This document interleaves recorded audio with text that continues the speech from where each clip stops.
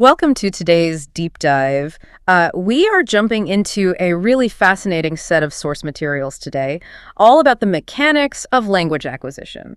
Yes, and specifically, it's about how to train your brain to bypass that mental translation phase, how to just think directly in English. Right, which, if you've ever studied a second language, you are intimately familiar with that dreaded mental lag.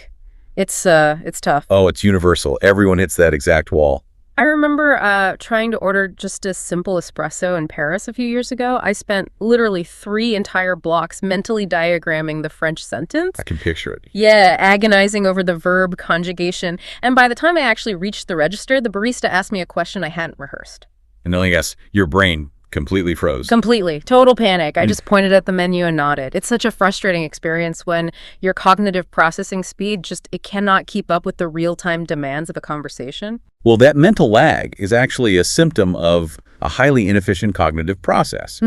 What you're experiencing at that coffee shop and what the source material highlights as the primary barrier to fluency is your brain basically doing double the necessary labor. Double the labor, right. Because you're not just speaking. Exactly. You form a complex thought in your native language, mentally isolate those concepts, and then actively search a secondary mental database for the English equivalents. Yeah, you're running a simultaneous interpretation department right in your prefrontal cortex. Precisely. And that built-in delay just completely kills the natural, spontaneous rhythm of human communication. Okay, let's unpack this, because getting stuck in that translation trap doesn't just slow down the interaction, it fundamentally distorts what you're actually trying to say. It does. It really alters the output. The source brings up a highly relatable example about the danger of direct word-for-word translation. Languages just do not map onto each other perfectly. No, they don't. The syntax is entirely different. Right. So take the concept of feeling chilly. If you translate "I am cold" literally from a language where the grammar dictates possessing the temperature, you end up outputting "I have cold." Which sounds completely unnatural to a native ear. Exactly. You've successfully translated the vocabulary, sure, but the structural meaning is lost in transit. What's fascinating here is how transitioning away from that translation model actually alters your cognitive processing. How so? Like beyond just talking faster? Way beyond that. It actively improves your listening skills. When your inner monologue operates in English, your brain is primed to process incoming conversations instantly. You stop routing everything through that native language filter. So you're just decoding the meaning in real time? Yes. And it even impacts your pronunciation.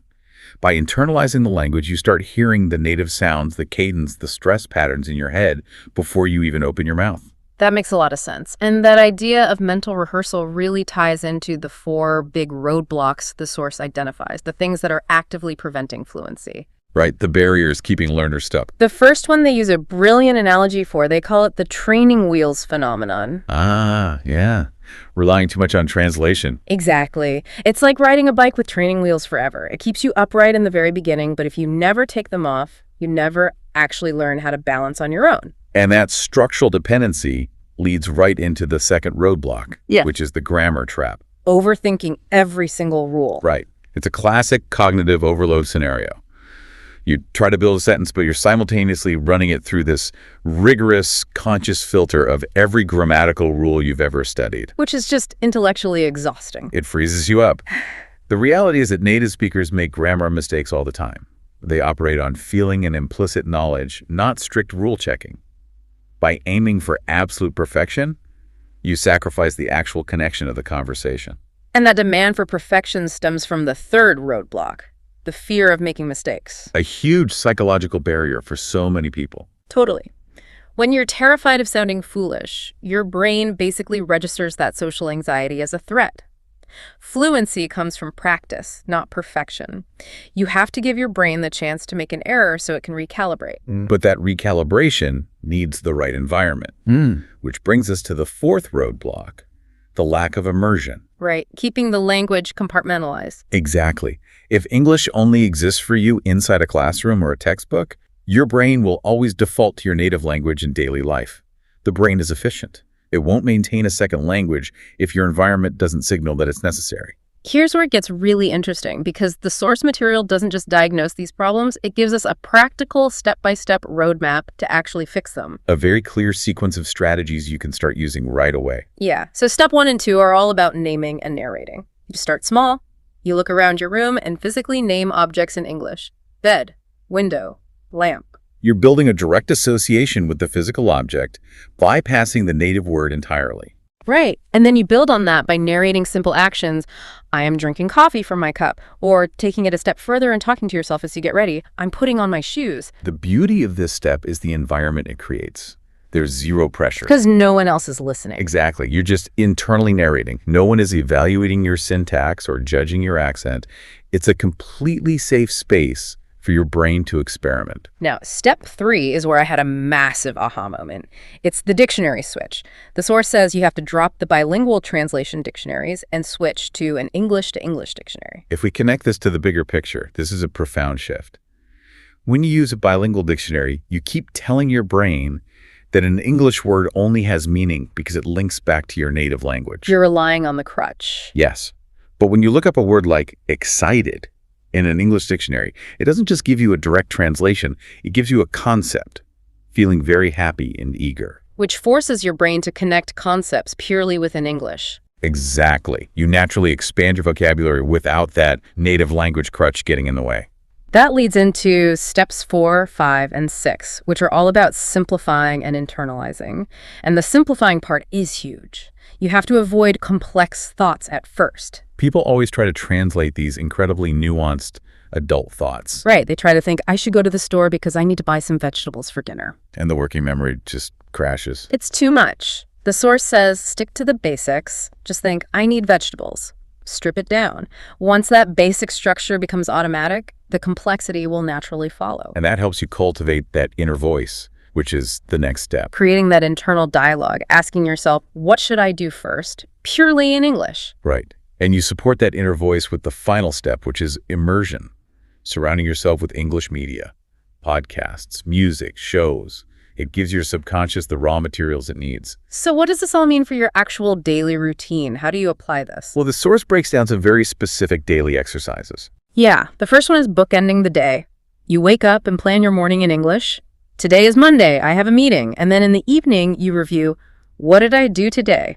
You're leveraging the brain's transitional states there, especially right before sleep. You're priming your subconscious to process that language data. It's a great habit. They also suggest the 30-minute challenge. You enforce a strict no translation rule for just half an hour a day. Just 30 minutes. Right. And you combine that with narrating mundane activities. If you're out walking, you just think, the weather is nice today, the sky is blue. And they also recommend keeping a simple English journal. This raises an important question, though. Because you're trying this 30-minute challenge, you're journaling. What happens when you inevitably get stuck? When you just completely forget a word. Yes, it happens to everyone. The instinct is to just stop and translate it. But the source has this brilliant workaround called circumlocution. Ah, yes, it's a lifesaver. If you forget the word refrigerator, you do not stop and look it up in your native language. You just describe it in simple English. A cold box where I keep food. You talk around the void. By doing that, you keep the momentum going. You prove to yourself that you don't need a massive vocabulary to maintain a thought. It's so empowering. But even with circumlocution, progress can feel really slow. It's notoriously nonlinear.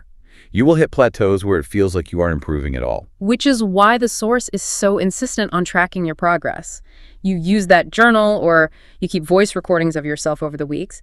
When you look back, you can visibly see and hear the improvement. It gives you that tangible proof you need to push through the frustration. Language learning is a journey, and it takes patience. But these small daily habits really do compound. Automatic English thinking is entirely achievable. You just have to drop the translation training wheels. Embrace those simple thoughts, narrate your life, and seriously, do not fear making mistakes. It's the only way forward. It really is. And I want to leave you with one final kind of provocative thought to ponder long after this deep dive ends. Oh, I like where this is going. If training your brain to stop translating completely changes the speed and the way you process words, could adopting a totally new inner voice actually change the way you perceive the world around you? The theory of linguistic relativity. Exactly. Does thinking purely in English actually shift your worldview? It's something to think about as you go about your day. Thanks for joining us for this deep dive, and we'll catch you on the next one.